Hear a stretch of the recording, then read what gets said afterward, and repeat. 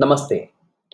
In the upcoming Somatic Experiencing Masterclass series, we are going to explore a very critical theme, the theme of reconnecting in a disconnected world. A lot of systems that we engage with in today's world are designed in a way which makes it so easy for many of us to enter into a state of disconnection with ourselves and with the people and the spaces around us.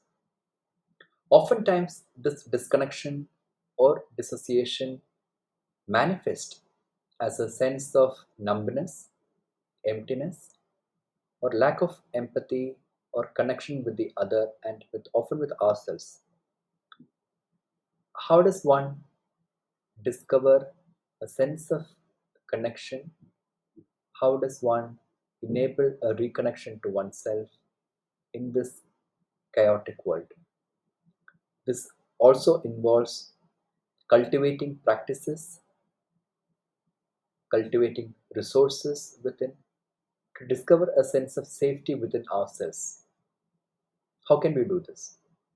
There are a lot of parallels on this process in the world of yoga, in the world of somatics, and this is what we will explore in the upcoming workshop.